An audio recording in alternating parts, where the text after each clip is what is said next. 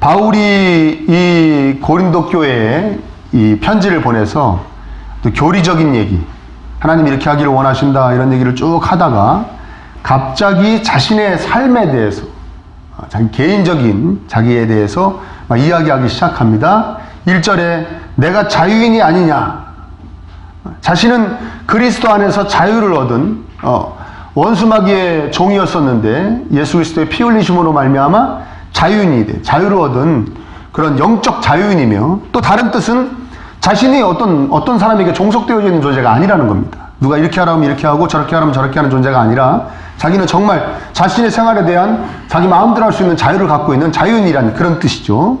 또 사도가 아니냐, 예수님의 부르심을 받아서 예수님이 직접 모든 사람들에게 그 예수님의 부활의 증인이 되라고 보내심을 받은 그 사도가 아니냐, 자기 사도다.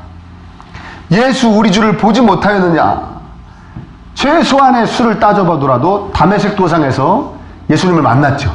그래서 예수님 본 사람입니다. 주님을 직접, 예수님이 부활하시기 전에 뵌 건 아니지만 부활하신 예수님을 직접 본 사람입니다. 그리고 1절 뒷부분에 주 안에서 행한 나의 일이 너희가 아니냐.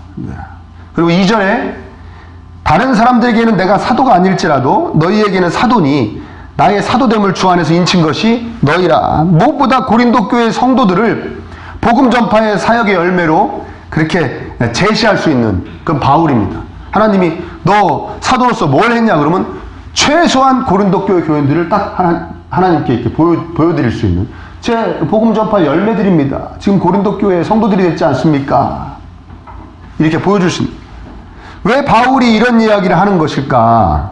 갑자기 전 시간에도 말씀드렸지만 고린도 교회는 파가 나뉘었다고, 이 시기에 파가 나뉘었다고 말씀드렸습니다. 바울파, 또 베드로파, 게바파, 또 아볼로파, 심지어는 뭐 그리스도파 뭐 이렇게 나뉘어졌어요. 반대파에서, 바울파가 아닌 파에서 바울의 사도성을 꼬투리 잡는 겁니다. 사도가 아니라는 거예요. 바울은 첫째, 예수님의 제자 중에 한 명이 아니었다. 예수님 예수님 이 부활하시기 전에, 십자가에 오르시기 전에 본 적도 없다, 예수님을. 그리고 예루살렘 교회가 가장 힘 있는, 권위가 있는 교회인데 거기서 바울은 알아주지도 않는다. 바울은 쳐주지도 않는다. 막 공격하는 거예요. 무엇보다 바울 사도가 가장 안타깝게 여겼던 부분은 뭐냐면, 바울은 이 고린도 교회에서 사역을 하면서 복음을 전할 때도, 또 교역자로서, 목사님으로서 복음을 가르칠 때도, 이 말씀을 가르칠 때도 일체의 사례비나 어떤 생활비를 받지 않았습니다. 그걸 트집잡아 공격하는 거예요. 얼마나 자신의 사역에 자신이 없고 자신이 하는 일이 무가치한 것임을 자신도 깨달았으면 공짜로 일을 했겠냐, 뭐 이런 식으로 공격한 거예요. 기가 막히겠죠. 아멘? 여러분들이 누굴 위해서 열심히 아무 사례도 안 받고 일했더니 그 사람이 나중에 얼마나 자기가 능력이 없으면 공짜로라도 일하게 해준 것만으로도 감사했겠냐. 얼마나 자기가 하는 일이 무가치한 것이면 자기가 스스로 돈을 못 받겠냐. 저렇게 찔려서 이렇게 얘기한다면 여러분 얼마나 기가 막히겠습니까? 그렇죠? 그러니까 바울이 그게 굉장히 안타까웠던 거예요. 그래서 3절에 나를 비판하는 자들에게 변명할 것이 이것이니, 자 이제부터 내 변호를 하겠다, 그런 얘기입니다. 4절에 우리가 먹고 마실 권리가 없겠느냐. 먹고 마실 권리, 아마도 바울은 거기서 막 먹고 막 마시지 않았나 봅니다. 굉장히 절제했나 봐요. 5절에 우리가 다른 사도들과 주의 형제들과 게바와 같이 믿음의 자매된 아내를 데리고 다닐 권리가 없겠느냐. 이것이 이제 굉장히 뭐라 그럴까, 많은 이제 말이 오고 가는 그런 본문인데, 많은 형제들이 부부 동반으로 복음 전파를 다닌 것 같아요. 여기 보면 게바와 같이, 게바의 아내도 예수님 믿는 아내였는데, 뭐 장모님도 열병 앓는 거 예수님이 고쳐주셨으니까요. 게바의 아내, 베드로의 아내도 예수님 믿는 여인이었는데 같이 다녔나 봐요. 근데 웬만하면 목사님은 사모님하고 같이 다니는 게 좋습니다. 여러분 잘 모르시죠? 아무튼 좋습니다. 그 이렇게 같이 다녔나 봐요. 근데 바울하고 바나바는 그렇게 하지 않았습니다. 바울은 평생 일평생 독신이었다, 아니면 결혼했는데 처가에서 버림받았다, 뭐 여러 가지 말이 있지만 아무튼 아내를 데리고 다니진 않았습니다. 바나바도 마찬가지였고요. 또 6절에 어찌 나와 바나바만 일하지 아니할 권리가 없겠느냐. 내가 교회 사역과 복음 전파 사역에 전념하고 그에 대한 대가를 받을 권리가 내가 없냐? 난 있다. 그 7절에 이제 누가 자기 비용으로 군 복무를 하겠느냐. 군인도 사례를 받지 않냐. 누가 포도를 심고 그 열매를 먹지 않겠냐. 농부도 포도원에서 일을 하고 포도를 먹지 않냐. 누가 양떼를 기르고 양떼의 젖을 먹지 않겠느냐. 목동도 일을 하고 양의 젖을 먹지 않냐. 다 사례를 받는다.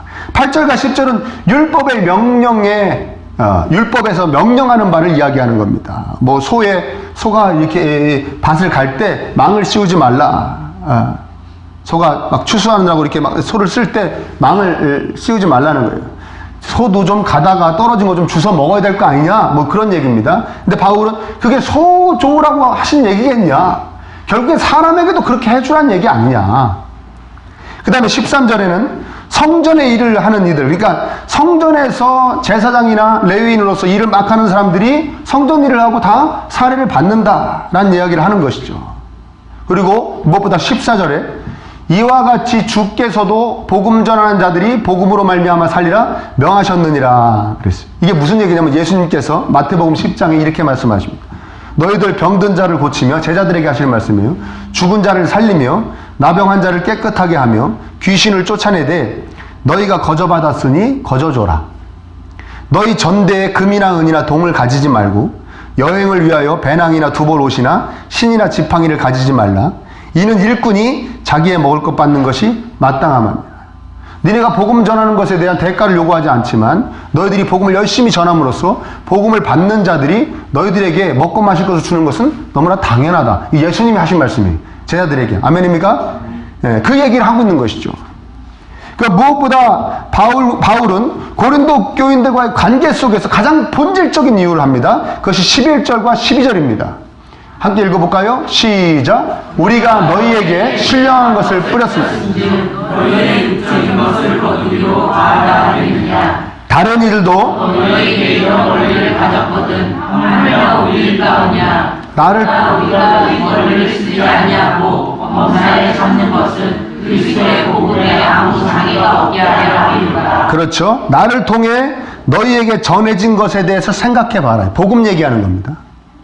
그 복음으로 너희들이 얼마나 풍요로워졌는지, 영적으로 얼마나 아름다워지고 하나님의 자녀가 되었는지.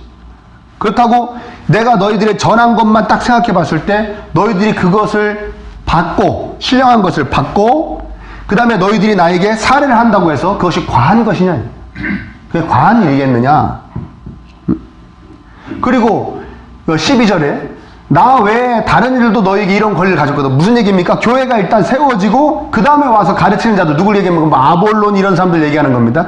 그들도 사례를 받을 권리가 너희들에게 있는데, 너희들에게 사례를 받을 권리가 있는데, 복음을 처음으로 너희들에게 전하고 고린도 교회를 세우고 말씀을 열심히 가르친 나와 바나바가 어찌 사례를 받는 것이 그것이 과하다 할 수 있겠느냐. 너무나 당연한 것이 아닌가 이야기하는 겁니다. 아멘? 그렇지만 나는 12절 하반부에 우리가 이 권리를 쓰지 아니하고 범사에 참는 것은, 내가 이 권리를 쓰지 않는 것은 그 권리에 대해서 복음 전하는 자들한테 이런 권리가 있구나 하는 걸 몰라서 쓰지 않는 것도 아니고, 쓸 자격이 없어서 쓰지 않는 것도 아니고, 그럼 순전히 왜 안 썼냐? 왜 사례비를 안 받았냐? 그리스도의 복음에 아무 장애가 없게 하려 함이로다. 이 당시에는 이런 거였습니다. 막 사람들이 한 명이 딱 나와가지고 말을 막 해요. 말을 너무 잘해요. 그러면 사람들이 우와, 저 새로운 말쟁이가 나왔구나. 말 정말 잘하는데, 그렇지, 사람이 사람 구실하려면 말을 잘해야지. 야, 우리 애들도 지금 쑥쑥 막 커가는데 얘들 어떻게 키울까? 저 말쟁이한테 가서 공부시켜야겠다. 그리고 막 돈 깨나 있는 사람들이 자기 자식들을 그 사람한테 쭉 데리고 가요. 그러면 이제 그 말쟁이가 어머님, 저에게 맡겨주십시오. 제가 감당하겠습니다. 뭐 해가지고 그 아이들을 말을 막 가르쳐요. 그건 이제 그 가르치는 거예요. 그래서 대부분 그런 선생들이나 이런 학자들이나 이런 사람들이 그런 걸로 먹고 사는 거예요. 어떤 돈 좀 있는 집안들의 자식들을 가르치고 그 돈으로 먹고 사는 거예요. 그러니까 바울은 그것이 그 당시에 아주 일반적인 모습이었기 때문에 바울은 가만히 생각한 거예요. 그건 또 특히 이 그리스 쪽에 더 심했어요. 이 고린도는 그리스 아주 남쪽에 아주 문명이 발달한 그 아가야 그 지방에 있는 그 도시 아니겠습니까? 여긴 그런 일이 더 비일비재하니까 바울은 생각한 겁니다. 나도 가서 다른 사람들과 다른 그 말쟁이나 학자나 뭐 철학자나 이런 사람들하고 똑같이 사례비 받으면서 사람들 가르치면 그 가르침을 받는 사람들은 뿐만 아니라 옆에서 보는 사람들이 또 무슨 새로운 말쟁이 하나가 왔구나. 이해되십니까? 그 당시에 뭐 흔히 이야기하는 무슨 사상이나 무슨 학문이나 무슨 철학이나 뭐 자기 주장이나 이런 거랑 복음이 예수님이 피 흘려 세우신 그 복음이 똑같은 취급을 받는 것을 바울이 견딜 수가 없는 거예요. 이해되십니까? 네. 그리고 사람들이 이미 복음을 받은 고린도 교회 교인들도 계속 바울을 보면서 뭐 저 사람도 결국엔 저런 말쟁이나 이런 학자들하고 다를 바가 없지 이렇게 여길까봐 바울은 그러니까 복음이 전해지는 것과 복음을 소중히 잘 간직하는 것에 방해가 될까봐 사례를 일부러 받지 않은 것입니다. 무슨 말 이해되십니까? 네. 그거밖에 이유가 없어요. 아무 이유가 없어요. 그래서 안 받은 거예요. 그 말이 이 말입니다. 그리스도의 복음에 아무 장애가 없게 하려고 사례비를 받지 않았다. 내가 사례비를 받는 것에 대해서 모르는 것도 아니고 사례비를 받을 내가 자격이 없기 때문도 아니고 복음 때문에 그랬다. 복음 때문에. 우리는 이 바울의 자신의 권리에 대한 그 자세와 그것에 대한 고린도 교인들의 반응을 통해서 한 가지 깨달을 수가 있습니다. 그것은 뭐냐? 한번 따라 볼까요? 친절이 선의가 계속되면 그게 자신의 권리인 줄 안다. 오늘 영화에도 나온, 영화에도 비슷하게 나온 그 얘기인데요. 바울의 그 자비량 목회, 자기가 스스로 막 일하면서 자기 쓸 것을 자기가 벌면서 교회에 나가서 무임으로 가르치고 막 그러는 목회가 계속 되어지니까 바울은 순수한 마음으로 고린도 교회의 교인들 또 복음이 앞으로 전해질 모든 사람들을 위해서 계속 호의를 베푼 것인데 자기 딴에는 그래서 그대로 그냥 그 엄청난 복음을 전해주고 가르쳐준 것에 대한 감사하면 되는 겁니다. 이해되십니까? 그러면 됐는데 어느덧 고린도 교회의 교인들은 자신들의 위치를 넘어서서 또 심지어는 바울의 권위까지 짓밟고 넘어서서 왜 안 받냐? 주면 받지. 막 받을 자격이 있니 없니까지 하면서 이해되십니까? 예. 그것이 마치 자신들이 뭐 바울을 이렇게 딱 놔두고 막 좌지우지할 수 있는 무슨 권한을 가진 사람들인 양 이렇게 월권을 하고 말이죠. 자신들이 함부로 생각하고 말하고 결정 지을 수 있는 영역이라고 스스로 여기게 된 것입니다. 아멘? 그 권리가 자신들의 것이 아닌데 그 권리는 누구에게만 있는 겁니까? 원래는 하나님에게만 있는 것이죠. 교육자에게 사례비를 줄 수 있냐 없냐는 누가 원래 정하시는 거라고요? 하나님이 정하시는 건데 자기들이 뭐 왜 주면 받지 안 받냐 뭐 어쩌니 바울은 이래서 안 받 막 자기들끼리 막 우리 소위 얘기하는 걸로 막 찍고 까불고 막 이러면서 바울을 갖고 그런 거예요. 바울은 선의로 계속 자비량으로 목회했는데 그것이 어느덧 그 사람들에게는 어느덧 무슨 자기들의 권리같이 딱 가서 자리를 자리를 잡게 된 것입니다. 굉장히 안타까운 것이죠.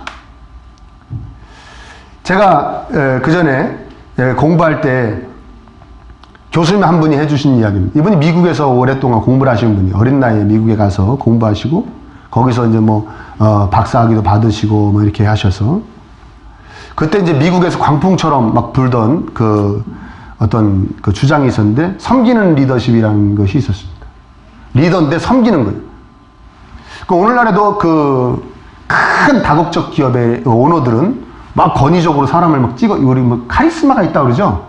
나 따라와, 안 따라오면 다 죽어, 뭐 그런 거 있지 않습니까? 우리나라 그거 되게 좋아하지 않습니까? 그거 다 깨졌어요.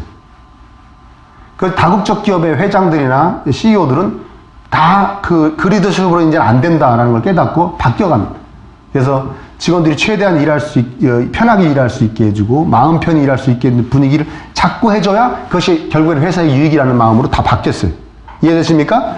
그것이 그 서양에서부터 막 불 때, 그게 이제 섬기는 리더십이라는 책으로도 나오고 막 그랬습니다. 이분이 이거의 전문가예요. 이걸 많이 공부한 분이에요. 근데 한국에 와서 이제 개척을 한 거예요. 개척을 했는데 자기 마음에 그 섬기는 리더십을 발휘해보겠다는 마음이 있겠습니까? 없겠습니까? 있어요. 그래도 이분이 어떻게 했냐? 교회 청소를 자신이 하는 거예요. 담임 목사님인데. 토요일날 막 설교 준비하다가도 탁 시간이 되면 가서 막 청소를 했다. 처음엔 난리가 났대요, 성도님들이 막. 어이구, 목사님 빗자루 져주십시오. 막, 어떻게 목사님이 설교 준비할 시간도 없는데, 목사님이 왜 그 교회 청소를 합니까? 우리들이 해야죠. 막 그러더래요. 아닙니다. 제가 이거 제 마음 먹은 게 있어서 하는 거니까 방해하지 마시고, 그냥 하던 일들 하시라고 하면서 막 섬겼대요. 그래가지고 이제 한 달 지나고, 두 달 지나고 막 세월이 지났는데, 어느덧 나중에 어떻게 하면, 막 목사님이 청소하고 있으면, 집사님 한 분이 딱딱 그러죠. 목사님, 화장실이 되게 더럽던데요? 네?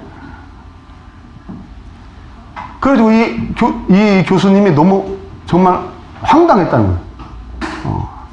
그래서 나중에 당신이 깨달았다. 섬기는 리더십에 방점이 찍혀 있는 데는 섬기는이 아니라 리더십에 있다. 리더십. 그러니까 리더가 자신의 유익을 위해서 막 리더가 되면 안 된다는 이야기고, 리더인데 섬기는 마음으로 자기를 따르는 구성원들의 최대한의 유익을 위해서 그것을 위해서 열심히 리더를 하면 된다는 뜻이지, 자기가 진짜 뭐 구성원들이 해야 될 것까지 다 맡아가지고 막 하라는 뜻이 아니었다는 걸 자기가 자기가 실제적으로 깨달았다고 그 전에 가르쳐 주신 적이 있어요. 이해되십니까? 그런데 그 교인들을 생각해 보자는 것이죠. 그 교인들은 원래는 교회 청소는 자신들이 할 줄 알았는데 목사님이 하니까 처음엔 감사했죠. 그렇죠? 굉장히 독특한, 역시 미국에서 공부하고 오신 분이라 다르다 했겠죠. 그래서 계속 되어지니까 어떻게 됩니까? 당연히 저 사람이 목사가 청소하는 거고, 자기들은 그 청소한 깨끗한 예배당에서 예배 드리는 것이 자신들의 권리인 줄 알게 된 것이죠. 그래서 화장실을 깨끗이 쓸 권리가 있는데 목사가 청소를 안 해서 화장실이 더러워서 불쾌하니까 와가지고 뭐라고요? 화장실이 더럽습니다. 이 얘기를 하게 된다는 거예요. 우리는 다 간사하고 어리석인 인간임을 잊지 말아야 될 줄 믿습니다. 우린 간사하고 어리석. 왜 이런 말씀을 드리냐면, 여러분들도 생각해 보시라는 겁니다. 내가 사실은 내 권리가 아닌데 내 권리인 줄 착각하고 사는 내 삶의 형태가 없는지, 그런 모양새가 없는지를 생각해 봐야 됩니다. 진실은 나를 위해 어떠한 사람이 희생하고 헌신한 것인데, 그것도 모르고 마치 내가 원래 누릴 수 있는데 권리인 양 누리고 살고 있는 것이 내 삶에 없는지 우린 생각해 봐야 될 줄 믿습니다. 그렇게 살아온 것은 없는지, 지금 살고 있는 것은 없는지 생각해 봐야 된다는 거예요. 깊이 생각해 봐야 됩니다. 아멘입니까? 부모님이 나에게 희생하고 헌신하셔서 내가 누린 것인데 마치 당연히 누리는 권리처럼 생각하고 있는 건 없는지, 내 가까운 사람들이 나를 위해서 희생하고 섬겨서 내가 누리고 있는 것인데, 아니야, 이건 원래 내가 당연히 누리는 권리야. 내 권리야. 내 권리를 찾아먹고 있는 거야. 이렇게 생각하고 있는 것은 없는지, 형제 자매에겐 그런 것이 없는지, 친구들 간에는 그런 것이 없는지, 교회 안에서는 그런 것이 없는지 우리는 생각해 봐야 된다는 것입니다. 아멘? 무엇보다 하나님에게서는 얼마나 많은 것을 받았는가? 그것이 내 당연한 권리인가? 아니죠? 예수님의 희생의 열매임을 잊지 말아야 될 줄 믿습니다. 예수님이 희생하신 그 열매를 먹고 있는 것이지 내 권리가 아니에요. 아멘? 내 삶을 좀 더 윤택하고 좀 더 복되게 바꾸려고 열심히 노력하는 것은 누구나 해야 됩니다. 그러나 기본적으로 지금 자신에게 감사하시기를 축원합니다. 지금 자신에게 감사하십시오. 자신의 삶에 감사하십시오. 아멘? 내가 더 좋은 환경에서 더 많은 것을 누려야 될 내가 권리가 있는 것이 아닙니까? 하나님께 말씀하지 마십시오. 여러분의 권리가 아닙니다. 예수님이 피 흘려서 여러분에게 누리게 해주신 열매에 지나지 않습니다. 아멘? 모든 것은 예수님이 희생이 있었던 것입니다. 우리 너무나 아무 생각 없이 살아갑니다. 내가 이것을 누리고, 내가 이것을 쓰고, 이것을 즐기고 할 때 이것을 위해서 어떤 사람이 희생하고 있는가, 섬기고 있는가 생각하지 않습니다. 그냥 막 누립니다. 누구의 희생의 열매가 나에게 마치 권리같이 되어졌는지 생각해 보실 수 있는 여러분 되시길 축원합니다. 15절도 한번 보겠습니다. 그러나 내가 이것을 하나도 쓰지 아니하였고 또 이 말을 쓰는 것은 내가 이같이 하여 달라는 것이 아니라 내가 차라리 죽을지언정 누구든지 내 자랑하는 것을 헛된 대로 돌리지 못하게 하리라. 자신의 자랑하는 것이 헛되지 않길 바란다. 무슨 얘기입니까? 자신이 자신의 권리를 쓰지 않는 것을 너희들이 알아주길 바라서 그렇게 한 것은 아니다. 이제 와서 그동안 챙기지 않았던 것을 이제 와서라도 이제 내가 그동안 안 받은 거 다 소급해가지고 나한테 챙겨줘라. 이런 뜻도 아니라는 겁니다. 그러면서 무슨 말이냐면 내가 차라리 죽을지언정 누구든지 내 자랑하는 것을 헛된 대로 돌리지 못하게 하리라. 이게 무슨 말이냐면 그렇게 된다면, 너희들이 그렇게 생각한다면 나는 차라리 죽는 게 낫다 이거예요. 왜? 나의 자랑거리를 헛된 것으로 만들어버리는 일이기 때문이다 이거예요. 그러니까 당신이 그런 권리가 있으니까 그렇게 안 쓴 걸 뭐 우리한테 생색내려고 그러는 거요? 아니면 지금이라도 다 챙겨달라는 거요? 이렇게 생각한다면 차라리 죽는 게 낫다는 거예요. 왜? 자기의 자랑거리가 헛된 게 될 뿐이라는 거죠. 그러면 바울이 자랑하는 것이 무엇인가 우리가 살펴봐야 될 것이 아닙니까? 바울은 뭘 자랑하며 사는가? 16절 한번 볼까요? 16절, 17절 함께 읽어보겠습니다. 시작. 내가 복음을 전할지라도 자랑할 것이 없으면 내가 부득불을 할 일이라. 만일 복음을 전하지 아니하면 내가 화했을 것이로다. 내가 내 자의로 이것을 하면 상을 얻으려니와 자의가 아니하면 다른 사명을 받았노라. 무슨 말입니까? 내가 복음을 전할지라도 자랑할 것이 없음. 복음 전하는 것 자체가 자기의 자랑은 아닌가 봐요. 왜냐하면 내가 부득불 할 일이기 때문에 그렇답니다. 내가 복음을 전하지 않으면 나한테 뭐가 있대요? 화가 있대요. 나는 복음 안 전하고 살면 난 죽어, 뭐 그런 얘기입니다. 난 하나님한테 박살나, 뭐 그런 얘기입니다. 그러니까 그거 자랑이 될 수는 없어. 17절에 내가 내 자의로 이것을 행하면 상을 얻으리라. 그렇지만 내가 막 내 자의로 막 하고 싶어서 복음을 전하면 상이 있을 거라는 거예요. 여러분에게도 있을 줄 믿습니다. 아멘? 명심하십시오. 여러분에게도 있을 줄 믿습니다. 자의로 행하는. 근데 자의로 아니한다 할지라도 나는 사명을 받아. 내 일이다 이거예요. 내 일이다. 좀 지나치게 얘기하는 거죠. 바울 이렇게 문맥 다른 데서 보면 얼마나 복음 전하고 싶어서 막 안달이 나는 사람처럼 보입니까? 그러니까 자의로 전하는데 어떤 자기의 사명에 대해서 더 강조를 한 것이죠. 마땅히 행해야 될 것을 하는 거구나. 자의로 복음 전하는 자가 되기를 우리도 기도해야 될 줄 믿습니다. 그렇죠? 어떠한 복이나 칭찬, 또 저 장로님은, 저 권사님은 전도 많이 하신 분이 하는 어떤 위신 이런 것 때문이 아니라 온전히 복음을 전하고 싶어하는 심령이 되게 해달라. 여러분 기도해야 돼요. 그렇죠? 죽어가는 영혼들이 불쌍해서. 여러분 이번 명절에도 가까운 분들 만나시면 복음을 모르고 복음을 받아들이지 않은 분들 보면 불쌍한 마음이 드시기를 축복합니다. 아멘? 불신자를 보면 가장 먼저 드는 마음은 불쌍한 마음이 들어야 정상입니다. 그리스도인입니다. 뭐 저렇게 못 알아듣는다가 아니라 뭐 저런 거에 빠져가지고 저런다가 아니라 불쌍해요. 하나님의 나라 안에 있는 백성으로서의 삶이 얼마나 아름다운데 그걸 모르고 그걸 못 이루고 사니까 불쌍한 마음이 들어야죠. 아멘? 예. 그것이 상이라고 합니다. 그것이 복 자체라는 겁니다. 복음을 자의로 복음을 막 전하는 것이 상이고 복 자체인데 그 심령이 복이라는 것입니다. 근데 자기는 그게 아니래요. 그것까지는 아니고 그렇다면 바울의 진짜 자랑거리는 뭐냐? 18절에 나옵니다.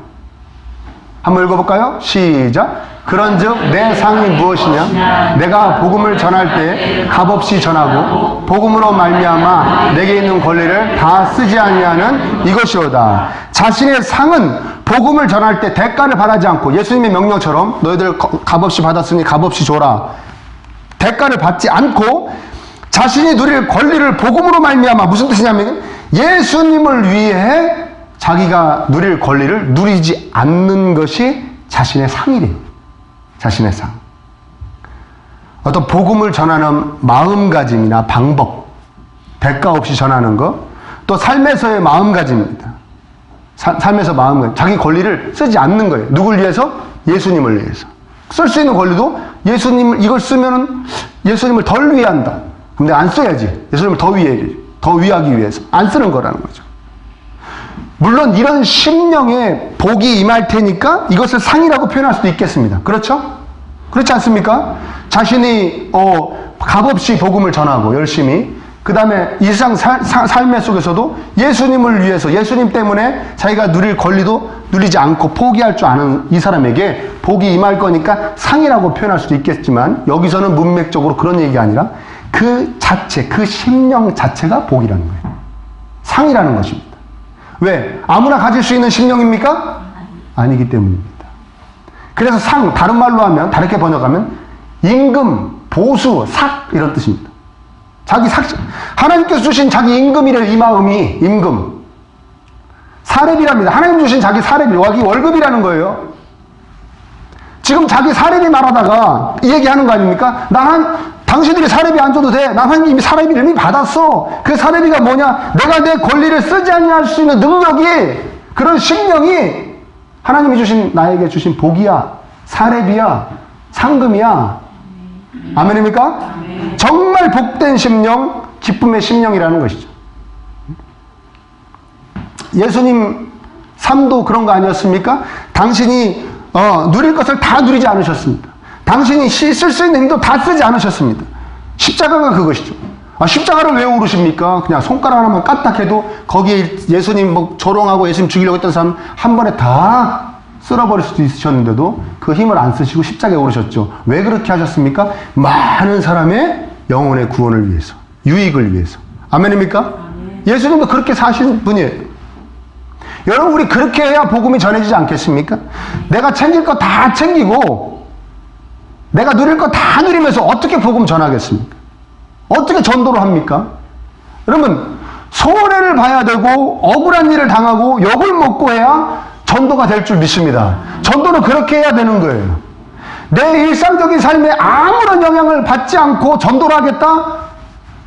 따라합니다. 털도 뽑지 않고 고기를 먹겠다.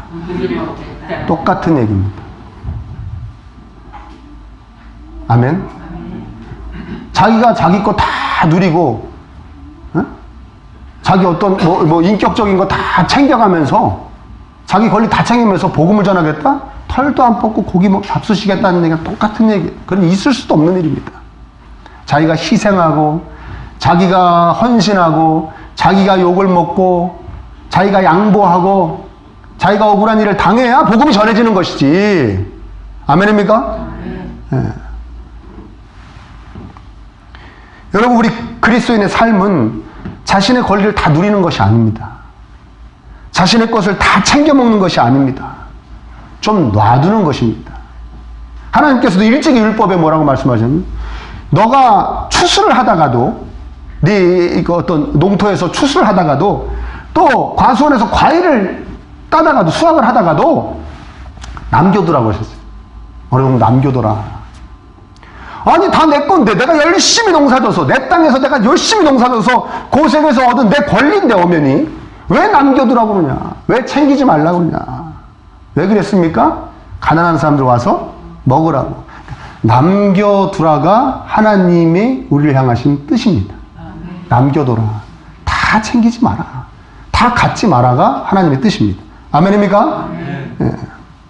제가 얼마 전에, 그 전부터 알고 지냈던 그 좋은 목사님을 뵀어요. 만나 뵀어요. 이분이 이제 어느 정도 중견교회에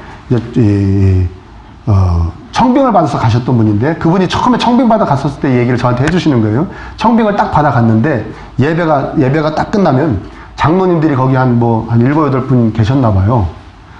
예배가 딱 끝나면 장로님들이 쫙 어디 당회실 같은 데 모인대요. 그러면 그 헌금을 다 가지고 온답니다. 그럼 장로님들이 앉아가지고 헌금을 다 개수를 하더래요. 그 참 특이한 교회다. 왜 장로님들이 헌금을 개수하나 그랬대요. 그래서 자기도 신기해가지고 가만히 앉아있는데, 갑자기 좀 있다가, 목사님 점심 드시러 가시죠? 그러더래요. 그래서 예. 그러고서 따라갔더니 그 큰 식당에 이미 성도님들은 다 드시고 나가고 상을 다시 차리더래요. 또 이제 반찬 몇 가지 추가했겠죠? 성도님 드시는 거 말고 추가해가지고 거기에 담임 목사님하고 장모님들이 쭉 둘러앉아 상 하나 딱 받아가지고 같이 밥을 막 먹더래요. 한 주가 지나고 두 주가 지나고 너무 이상하더라는 거예요. 아니 장모님들이 헌금을 개수하는 것 자체도 이상하고 지금 이미 재정부라는 것을 둬가지고 그 정도 규모면 재정부라는 것을 둬가지고 거기서 하지 않습니까? 근데 장모님들이 하는 것도 이상한데 그리고서 나서 왜 밥을 따로 아니 장모님들이 거기 성도님들하고 같이 어울려서 식사를 해야 성도님들이 식사하고 그러는데 무슨 애로점은 없는지 주방에 무슨 애로점은 없는지 이해되십니까? 밥은 제대로 나오는지 뭐 이런 걸 살피고 그래야지. 장모님들이 주일에 할 일이 얼마나 많은데 자기들끼리 무슨 떠가지고 헌금 세고 앉았고 그 다음에 거기 가가지고 밥을 먹냐는 거예요. 그래가지고 이 목사님이 보통이 아닌 분이거든요.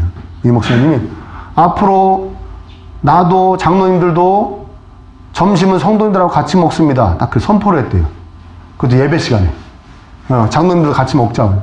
가서 딱 예배 끝나자마자 장로님들 모시고 자 가시죠. 그래가지고 쭉 가가지고 같이 막 이제 식판 들고 가가지고 막 밥을 같이 먹은 거예요.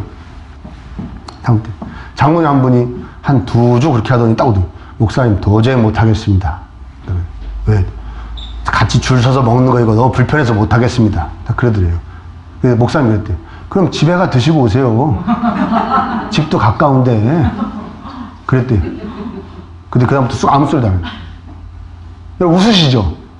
웃으시죠? 교회는 왜 문제가 생긴 줄 아십니까? 자기 권리 찾아 먹으려고만 하는 사람들만 꽉 뭉쳐 있으면 그 교회는 반드시 문제가 생깁니다. 아멘? 네. 그분들한테 그게 어느 때 권리가 된 거예요. 그거는 성도님들이 굉장히 호의를 베풀고 편의를 베풀어요. 여러분 상 2번 차리는 게 좋습니까? 싫습니까? 그렇죠? 상을 오면 점심상을 차렸는데 그걸 또 다 치우고 새로 상을 보는 게 얼마나 힘듭니까? 근데 그 많은 사람들이 그거를 호의를 베풀어줘요. 난 그거 자신들이 권리인 줄 아는 거예요. 권리를 못 놓겠다는 겁니다. 권리를 못 놓겠다는 거예요. 다 그런 거, 교회는 그런 거 아닙니까? 내가 이 사람보다 내가 먼저 왔으니까 내가 이 사람보다는 교회에서 다른 대접을 받아야 되는 내 권리가 있다고 생각하는 거. 아멘? 그래서 새로운 사람들을 힘들게 하는 것이죠. 이해되십니까? 다 자신들의 권리가 있다고 생각해요. 그 권리 아무것도 아닌 것인데 사실 허상인 것인데 그거 자기 딱 권리라고 생각해요. 딱 자기 그 영역인 겁니다. 거기에 침범을 하면 참을 수가 없는 것입니다. 서로 그 싸움을 하고 있는 겁니다. 내 권리 찾아먹기 싸움을 하고 있는 겁니다. 교회는 문제가 생기는 거예요. 내가 장로인데 내가 이 교회를 얼마나 오래 다녔는데 나는 이렇게 대접해줘야 되지 않는가. 이 정도 요구는 들어줘야 되는 거 아닌가. 뭐 다 그런 겁니다. 그런 걸로 문제가 막 다 생기는 거예요. 여러분 우리 살면서 어떤 분들이 존경을 받습니까? 존경을 받는 분들이 진심으로 존경을 받는 분들은 어떤 분들입니까? 자신의 권리를 내려놓을 줄 아는 사람들 존경받죠. 아멘입니까? 아 저분은 충분히 저렇게 할 수 있는데 저렇게 다 안 하네.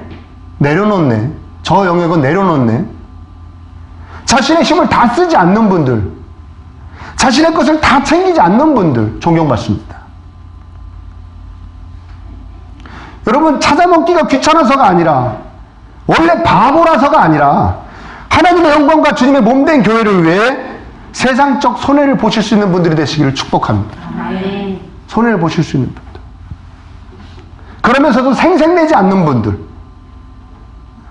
이런 분들이 많은 교회가 건강한 교회인 것입니다. 아멘?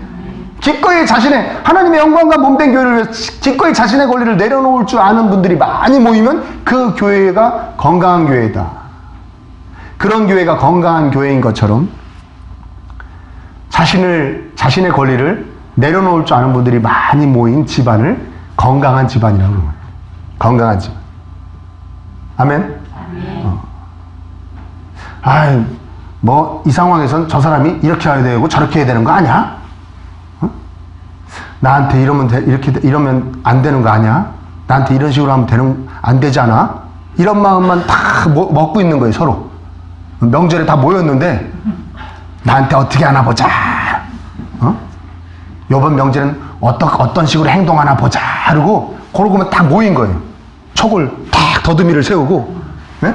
그러고 있는 거예요. 뭡니까? 자기 권리만 찾아 먹으려고 쫙 모이잖아요. 정말 불행한 시간이죠. 그 시간. 불행한 시간. 절대 행복하고 건강한 집안이 될 수 없습니다. 아멘입니까? 여러분 이번 명절 연휴도 긴데 여러분 기도의 시간이 있으시길 축복합니다.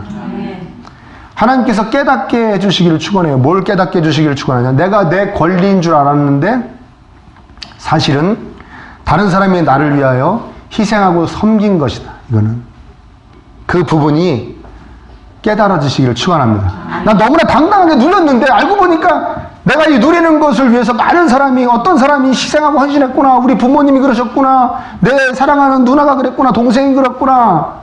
오빠가 그랬구나. 남동생이 그랬구나. 이렇게 느껴지는, 그걸 깨달아지는, 아, 이게 내 권리가 원래 아니었구나. 그런 시간이 되시기를 축원해요. 그리고 아, 내가 이제 그럼 내려놓아야 될 권리가 무엇인가?